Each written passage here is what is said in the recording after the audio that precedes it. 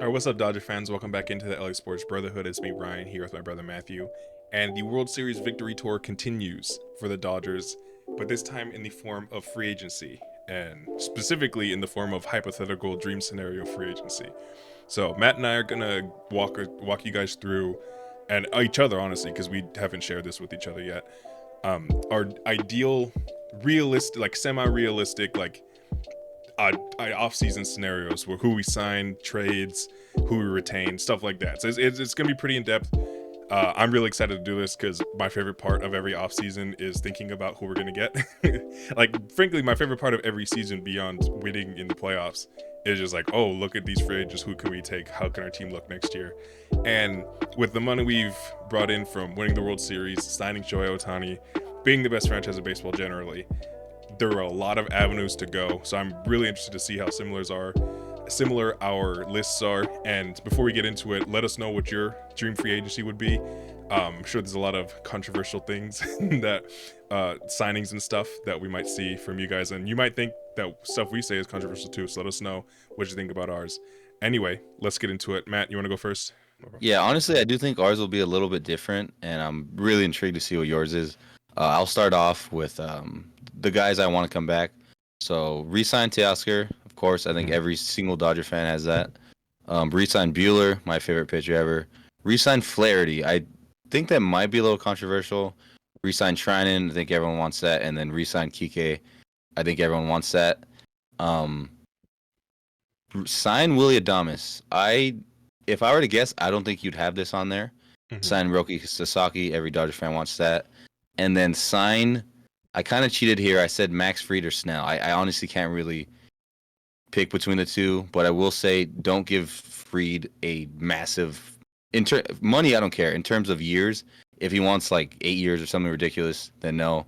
But one of those two lefties, I think, will be in there. Interested to see if you have a. There's been some rumors about trading for Crochet. I personally would rather have one of these two guys than Crochet. Mhm. And then maybe it's unrealistic. Trade for Devin Williams from the Brewers. Maybe Lux is involved in that. I didn't. I wish I could have put like an exact players, but trading for Devin Williams is on there. And then my last one, kind of just biased. Sign Kenley. Well, why not? He's been Mhm. good. It's a good Love one. him, but yeah. So in this scenario, you bring two pitchers back. You bring a power reliever back in Trinan, and then you get one of the best relievers in Williams. That one may be the most unrealistic thing on my list, but let's take away that. I still believe that all these things can happen.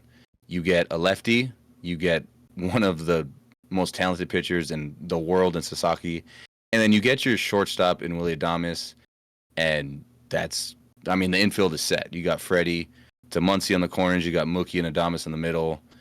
Adames as your six hitter, Smith is your eight hitter, and then you got Kike or Pius, whoever in the eight hole, and Tommy Edman, who's very successful in the ninth hole.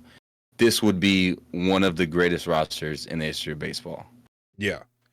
Honestly, first of all, love the list. Second of all, remarkably similar.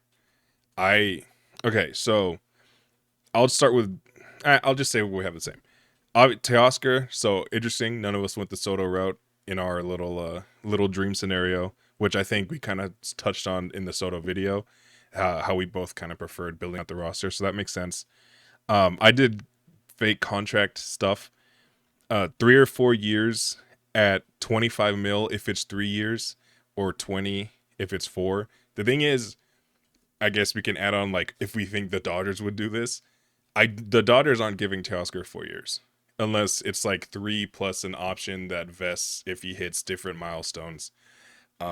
So I like if he says I'll come on a 3 year deal if you increase the AAV, I think they would do that. Walker, I would love to have like they just give him a contract for like extended years and kind of reduce the AAV. I don't think he's gonna do that. So I do want him back. But I have him at like a 1+1, like a year plus a player option. Probably will be around 17, a little under the qualifying offer, because they didn't offer that to him, or else they would have.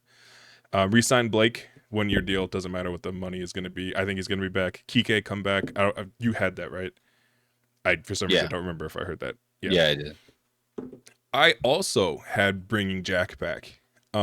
This one, like you said, I do think this is going to be a controversial one. Maybe not with you guys that are watching, but generally in the Dodgers public, it is like an interesting topic to think about because people see his inconsistencies in the playoffs and they kind of think, "Oh, I don't need that," which is true. It was frustrating, but he was such a big part of getting like we would not even want. I genuinely don't know if he would have won the division if he wasn't on the team.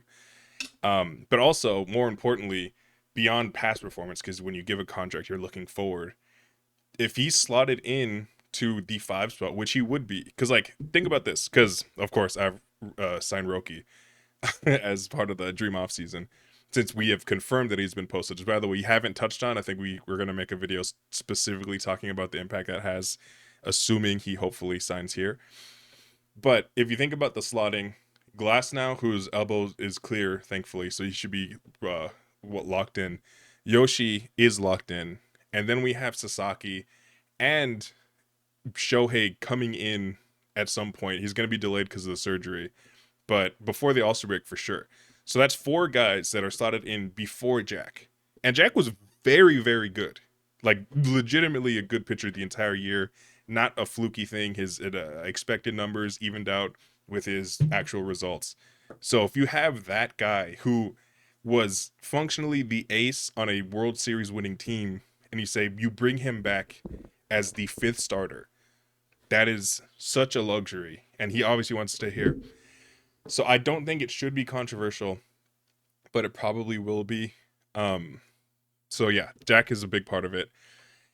And you were right and wrong in that I didn't have Adames because I have him on my list, but as a I think this is what the Dodgers are actually going to do type signing as opposed to what I really want, because I think people are overstating the problems with Adames, like the by not wanting him, because he's a very clear upgrade over every shortstop we've had since Corey Seager and Trey Turner, which I guess technically has only been like a year, but still he hits 30 bomb. Like he's a genuine power hitter from the shortstop. He's not a bad fielder at all. He has the versatility to move to third if we give him an extended contract. Like if he signs, I'm not going to be upset at all. But I just think the contract numbers that have been leaking, despite the nefariousness of those reports, I don't want him at that number just because the Dodgers, despite having the ability to spend every like billions of dollars every offseason, will not do that because it's not a healthy way to build a team. And if we're committing 6 for 180 to Adames, I don't know if that's the best use of that money. So that's my like, I think this is going to happen, but in my dream offseason, probably wouldn't be part of it because I would 100% rather spend, even if it's the exact same amount of money for shorter years, I would rather spend that on Blake Snell. Like that's my actual dream. We get him and, and still resign Jack. I know it's very greedy. Signing 3 front end pitchers in the same offseason is a lot. But Roki would be for free to any team he signs for. So that kind of really opens up a lot of spending. I also had trade for Devin Williams because he, like, that seems weird, like, oh, just trade for a playoff team's closer. But they are going to trade him. They've been very upfront about just getting rid of closers and stuff. They are sending him to arbitration over like $900,000. Like he's with their best relief pitcher. So he's going to be traded. And the Brewers love like reforming position players because they don't want to spend any money on anybody. And unfortunately, our boy Lux, funny that you specifically said Lux. On my notes, I have Lux ? In that trade note and the Williams note. He's a perfect candidate for that. He was part of the theoretical Willie Adames talks, the trade talks before this season. And I think this offseason is the year that it finally happens. He won a World Series with us. He scored a run. He drove an RBI in the clinching game for the World Series. He's done his job. I think it's time to go. And if that doesn't happen, I kind of put a very, like, I was trading for a pitcher of some sort was part of it. And I think there's still a Luis Robert, Garrett Crochet angle to be had. That would require much more prospect capital, which is fine.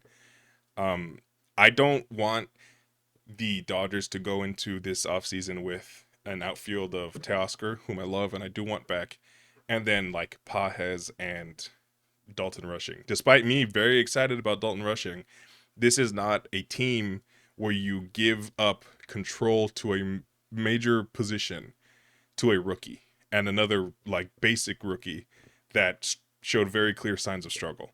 Like this, we don't like he needs time, sure, for sure. I think he's going to be good, but I don't want this to be like, oh, now we can bring in some youth or whatever to like some inexperience. No, this is a time to run the league, so let's go run the league. Sorry, that was very long winded, but we have remarkably similar our two off seasons. Yeah, very similar. I think every Dodger fan can agree on they want Teo back, they want Sasaki because he's for free, and then they want another starter. I think I was greedy. I have 4 starters listed. Bueller, Flaherty, Sasaki, then the Fried or Snell, whatever. I think I'd probably pick Snell. That's definitely an unpopular opinion amongst Dodger fans. I think the most of them want Fried. Yeah, The reason why is because for the last 3 years, we've had graphics about the IL Dodgers rotation, and I'm sick of it. Sign 10 starters. I yeah, really don't care. Like genuinely, just go. Sasaki is a prodigy who's 23 years old and throws 100 miles per hour. You got to be really careful with that arm. Glass now, all the jokes about injury prone. Got to be careful with that arm. Yoshi is the future. Got to be careful with that arm. Just go to a 7-man rotation. I don't care. Keep these guys healthy. They're all incredible. So just if we can keep them healthy and have more guys just in case they go down, why wouldn't you do that? No one else can do this. No one else has this depth. We do. Let's go to a 7-man rotation. Let's get Fried. We have a chance to get a generational pitcher for free. So let's take advantage of that. And the main thing with Flaherty, I agree, like a lot of fans don't really want him. He was asked to be the game one star of the World Series, the ace. And then he could possibly go from the 1-2 to the 6-7. Like that's genuinely possible, and it's just yeah, hilarious to me. The Damas thing, I I feel like the thought of having a 30 home run shortstop in the 6 hole is outweighing the money, which I do agree. I do think is a lot, but it's just so enticing to actually yeah, upgrade the lineup with Adames. So yeah, I'm a little back and forth on that. And we have a chance to do something big. I mean, realistically, yeah, we're in talks with one of the best closers in baseball in Williams, the best shortstop in the market, one of the best, the Japanese Bryce Harper of pitching. It's an exciting offseason. Remember this moment, it maybe in 20 years when the Dodgers are bad, we're the World Series champs. We have the MVP. We just were awarded 3 Silver Sluggers today. We might get Sasaki and become Japan's team. This is just the best time to be a fan of any sports team. yeah, 100%. It's the few like I think if any other team like fan of a team in baseball besides maybe the Yankees to like laid out their offseason wish list the way we did, and it's 3 frontline starting pitchers, another guy that has frontline potential just coming off an injury, 2 Silver Slugger winning position players, Japanese phenom, and like just thinking about that, that's insane. But the Dodgers have the capital to do this, and I genuinely think they finally have the motivation to really just like crush everything around them. And I don't say finally as if they're never doing anything. Obviously, they're incredibly active all the time, but it's always been kind of calculated, like getting in your shots, and then for 2022 going into 2023, it's completely ignoring everything to save every ounce of money you have to pay Shohei. Like everything is calculated, and they're still going to be calculated here. But I think that Andrew Friedman has a saying where it's like, if you're rational about every free agent, you'll never sign anybody. And that just means sometimes you have to go out of your evaluations to really get the guy you want. I think that this offseason is the offseason where we get a lot of the guys we want. I'm very excited for this. Yeah, I mean, this is the dynasty. We're the new evil empire. We are the face of baseball. Trust in Andrew Friedman. I mean, we're talking about this is crazy. We just did it, man. We just spent Yeah. $1 billion on the highest paid pitcher, the highest paid player, and the best player of all time, Glass now Teoscar. I mean, we just did it. So nothing about this is unrealistic. He's the best. He's the best baseball mind in the world, and we're the best team in the world. We are Like we're gonna look back in 30 years and look at the Dodger dynasty, and we do everything right in this organization, and I'm so happy to be a fan of it, and I have full confidence in this offseason being a success. Even if they don't get every single guy in our dream offseason list, I believe it'll be a success. Yeah, 100%. We talk about a dynasty, which is very much, we're kind of on the path of that. This is the offseason to establish it. We can settle in on having the best lineup and rotation in the league, and we can do that right now by spending some money, and I really think that's going to happen. So, yeah, thank you so much for watching. Again, let us know if you agree or disagree with our list. You can give your own list in the comments. We'll check those out and see how we feel about it. Really excited. We want to thank you guys for sticking around with us even after the postseason and everything. It's really great making these videos, and the off season does not stop, especially when, like we said, we are in this kind of dynasty boulder rolling downhill type vibe. So we're gonna be back with a lot of stuff, like you said, a Rocky video potentially coming out. Just a lot of stuff, a lot of updates. Winter meetings are in January, or excuse me, in December, and that's kind of considered the start of free agency, like officially for all the big names. So when that comes around, you can guarantee we're going to be active. So yeah, thanks so much for watching. If you're still here, feel free to subscribe if you haven't. Thank you, and we'll be back soon. Go Dodgers.